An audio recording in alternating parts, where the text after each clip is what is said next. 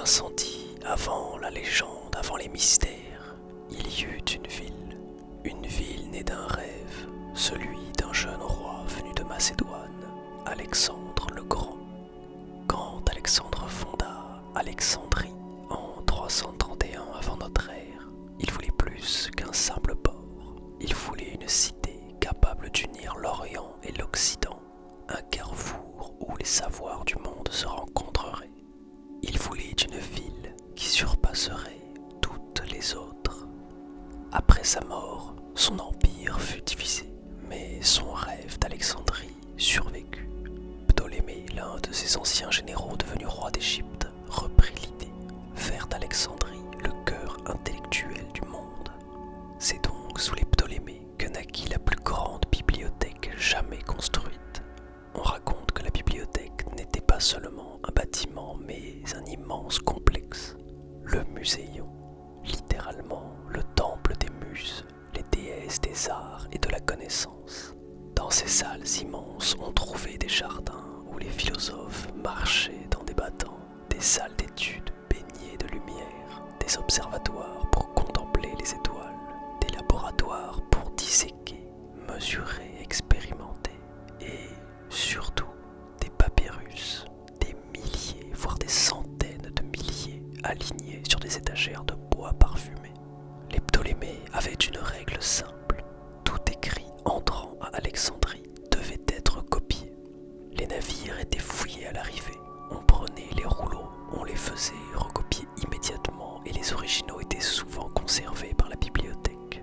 Parfois même, on envoyait des hommes acheter des manuscrits dans tout le monde connu. C'était une quête obsessionnelle, réunir l'intégralité du savoir humain en un seul lieu.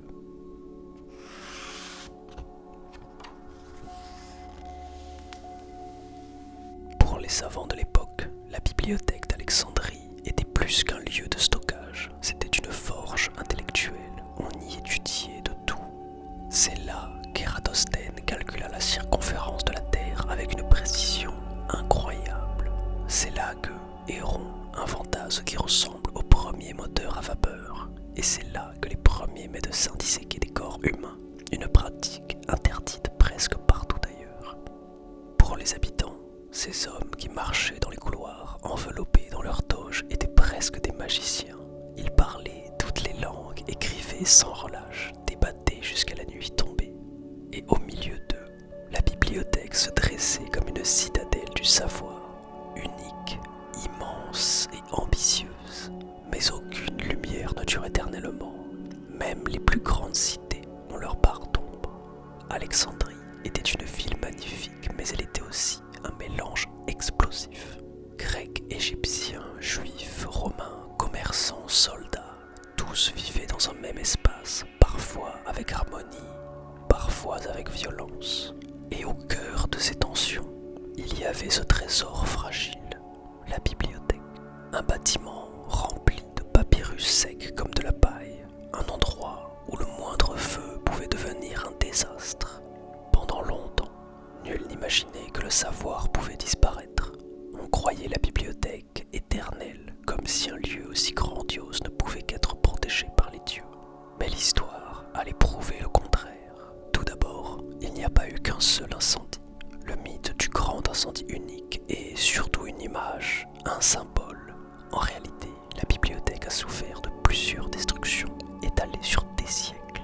La première catastrophe majeure survint en 48 avant notre ère, lorsque Jules César, en pleine guerre civile, débarqua à Alexandrie.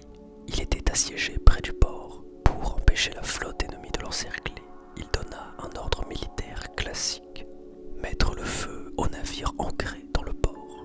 Personne ne pensait que cela poserait un problème, mais Alexandrie était une ville dense, un enchevêtrement de bois, de marchés, d'entrepôts, et le feu, lui, ne suit jamais les plans. Les flammes s'étendirent, elles gagnèrent les docks puis les entrepôts, et l'un de ceux-ci contenait des milliers de rouleaux destinés à la bibliothèque.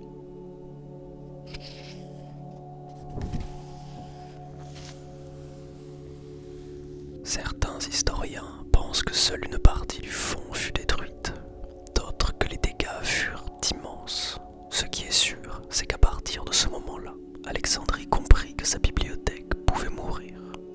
César quitta Alexandrie, la ville fut reconstruite, les murs relevés, les ports réparés. La bibliothèque, elle aussi, tenta de se relever. Mais quelque chose avait changé. Le temps des grands Ptolémées était passé. Rome s'imposait désormais comme une puissance incontournable. Et avec elle, un nouveau monde, de nouvelles tensions, de nouvelles ambitions. La bibliothèque continuait de rayonner, mais son destin avait pris une route plus fragile et plus dangereuse. Lorsque l'Égypte devint province romaine, Alexandrie resta une capitale intellectuelle. Les empereurs romains, fascinés par la culture grecque, respectaient encore ce lieu de savoir. Certains y envoyaient des érudits, d'autres admiraient la noblesse du muséon, mais quelque chose s'était perdu. La passion presque mystique qui animait les premiers souverains. Les Romains voulaient le pouvoir, l'ordre, la richesse. Le reste n'était pas de leur priorité. Le budget du muséon diminua, les soutiens politiques se firent rares et la bibliothèque, sans s'effondrer pour autant, commença lentement à s'essouffler. Pourtant, les savants continuaient d'y travailler. Ils cataloguaient, discutaient et enseignaient.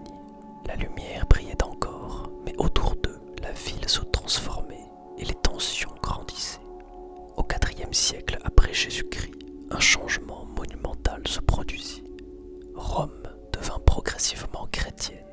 Pour beaucoup, cette nouvelle religion apportait l'espoir, mais pour d'autres, elle symbolisait la fin des anciens cultes. À Alexandrie, cette transition fut violente. Sur une colline de la ville s'élevait un temple immense dédié à Sérapis, une divinité associée au savoir, à la médecine et à la culture grecque. Dans ce temple, on y retrouvait une bibliothèque annexe, souvent appelée la fille de la grande bibliothèque. Mais lorsque l'empereur Théodose interdit les cultes païens, le temple devint une cible. Les tensions explosèrent, chrétiens et païens s'affrontèrent dans les rues. Les pierres volaient, les cris résonnaient et la ville tremblait.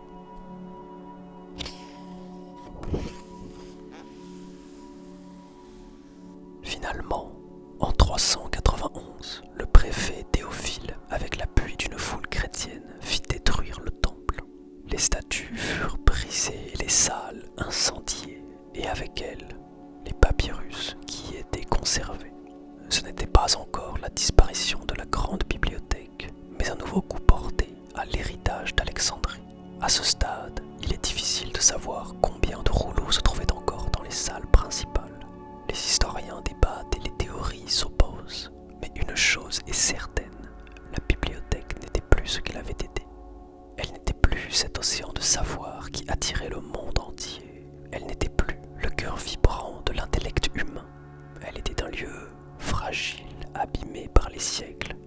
Et pourtant, elle tenait encore. Des scribes copiaient toujours, des savants discutaient encore, les muses murmuraient encore dans ses couloirs. Mais le monde, lui, changeait trop vite, et la bibliothèque survivait presque à contre-courant. L'histoire, cependant, allait bientôt s'accélérer, et le monde autour d'elle allait changer à jamais. En l'an 642, l'Égypte connut un nouveau basculement. Depuis plusieurs siècles, elle appartenait à l'Empire romain d'Orient, ce qu'on appelle aujourd'hui l'Empire byzantin. La religion chrétienne y dominait, la politique était instable et Alexandrie était toujours ce foyer de tensions et de passions. C'est alors qu'apparut un nouveau pouvoir, les armées arabes portant une nouvelle foi et un nouvel élan politique. Le général Amr ibn al-As entra en Égypte avec une armée disciplinée et déterminée. Il vainquit les Byzantins, prit le contrôle de la région puis entra dans Alexandrie. On raconte que la ville, fatiguée par tant de siècles d'agitation, se rendit presque sans combat. À cette époque, la grande bibliothèque n'était probablement plus que l'ombre d'elle-même. Certains pensent qu'elle avait déjà quasiment disparu. D'autres estiment qu'il restait encore des salles et quelques savants travaillant dans ce qu'il restait du muséon. La vérité se trouve sans doute entre les deux, et c'est dans cet état qu'elle aborda son dernier chapitre.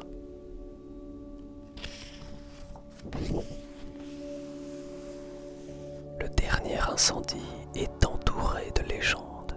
Certaines chroniques tardives racontent qu'après la conquête arabe, les savants auraient demandé à Amr ibn al-As que faire des rouleaux restants.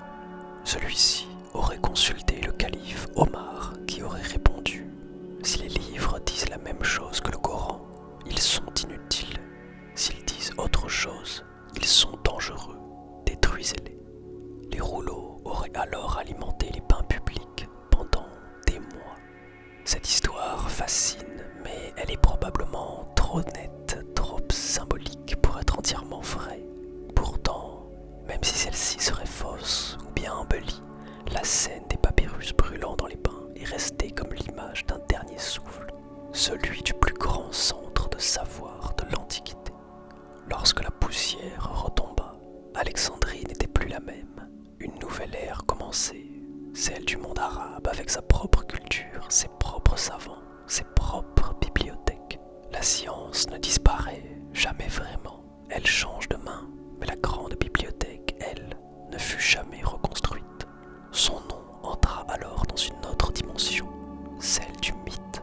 Mais même détruite, même effacée, elle a laissé un héritage immense. L'idée qu'un lieu peut rassembler tout le savoir de l'humanité, la foi en la transmission, en la copie, en l'étude, l'image d'un monde où les sciences, les arts et la philosophie cohabitent. La grande bibliothèque n'est plus là, mais son esprit, lui, survit dans chaque bibliothèque moderne, dans chaque université, dans chaque chercheur qui tente de comprendre le monde. Elle n'a peut-être pas disparu en un seul jour, mais elle brûle encore dans notre imaginaire.